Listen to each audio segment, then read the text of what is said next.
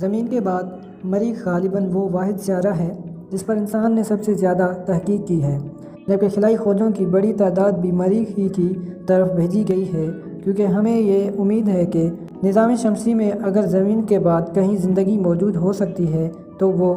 اسی سیارے پر ممکن ہے۔ حکومتوں کے علاوہ اب تک نجی اداروں نے بھی مریخ پر انسانی بستیاں آباد کرنے کے منصوبے بنانا شروع کر دیے ہیں، اور یوں لگتا ہے جیسے 21ویں صدی کے دوران ہی مریخ پر پہلی انسانی بستی وجود میں آ جائے گی۔ کوئی نہیں جانتا کہ مریخ کس نے دریافت کیا، کیونکہ ہمیشہ سے مریخ کو اس کی سرخ رنگت کی وجہ سے آسمان میں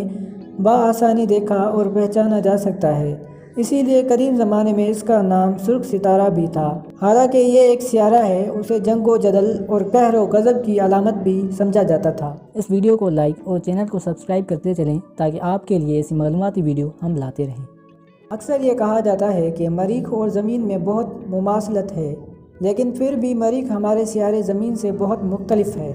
اور اس حوالے سے پہلا فرق مریخ اور زمین میں کمیت اور ان کی کشش شکل کا ہے۔ زمین کے مقابلے میں سطح پر مریخ کی کشش بہت کمزور ہے، جو سیارہ زمین کے مقابلے میں 62% کمزور ہے۔ اگر سطح زمین پر آپ کا وزن 163 پاؤنڈ ہے تو مریخ پر صرف 62 پاؤنڈ رہ جائے گا۔ زمین کے مقابلے میں مریخ کا کرہ ہوائی ایٹماسفیئر اول تو بہت ہلکا ہے، اور دوسرے اس میں کاربن ڈائی آکسائیڈ کی مقدار بھی 98% سے کچھ زیادہ ہے۔ واضح رہے کہ زمینی کرۂ ہوائی میں نائٹروجن سب سے زیادہ 78% اور سب سے کم آکسیجن 21% اور مختلف گیسیں بہت کم مقدار میں شامل ہوتی ہیں، جن میں کاربن ڈائی آکسائیڈ آکسیجن صرف 0.04% کے لگ بھگ بنتی ہے۔ اس حوالے سے دیکھا جائے تو ہم یہ کہہ سکتے ہیں کہ مریخ کا تقریباً سارے کا سارا کرۂ ہوائی صرف ایک ہی گیس یعنی کاربن ڈائی آکسائیڈ پر مشتمل ہے۔ زمین پر ماؤنٹ ایوریسٹ بلند ترین پہاڑ ہے، لیکن مریخ پر موجودہ مردہ آتش فشاں اولمپس مونز نظام شمسی میں اب تک دریافت ہونے والا سب سے بڑا پہاڑ ہے،